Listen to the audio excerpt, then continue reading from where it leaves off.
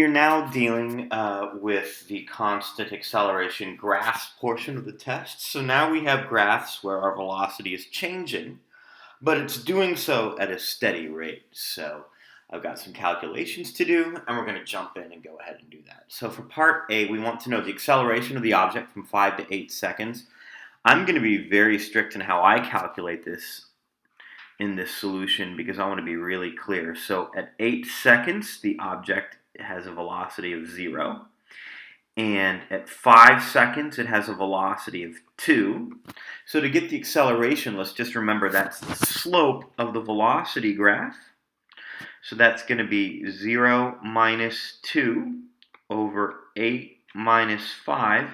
And that's going to give us negative 2/3, though I prefer to see it as negative 0.67 meters per second squared.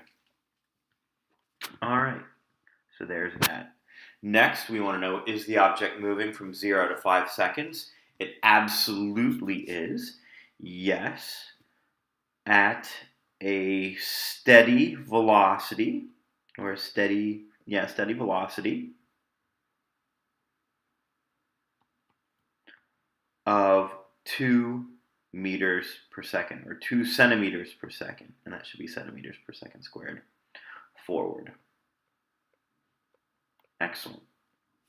Now, what is the displacement of the object from 0 to 8 seconds? Just to remind you, that's going to be the area. So I'm going to actually go ahead and do that here.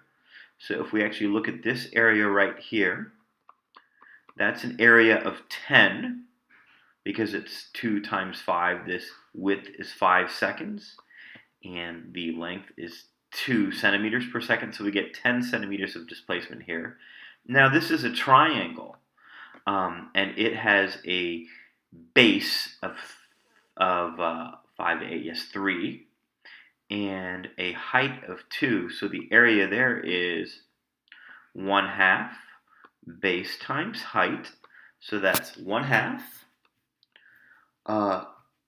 The base is 3, the height is 2, that cancels out, and so that gets me an area of 3, so it's 3 centimeters additional. So I'll just put a little 3 right there. And so the displacement is going to be 10 plus 3, which is 13 centimeters. Now, does the object come to rest? I saw a lot of people keep saying, yes, it comes to rest at 0. No. Be very careful. When I say when does it come to rest, that means when is v equal to 0. That's what that question actually means. So when you look on this graph, v equals 0 at 8 seconds. So the answer is yes at 8 seconds. The answer here is no, it never changes direction, because above the t-line in the positive part of this graph, your object is always moving forward.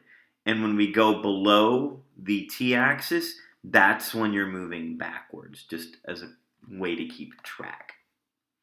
Finally, is it possible to determine the initial position from the graph? The answer is no, not from a velocity graph.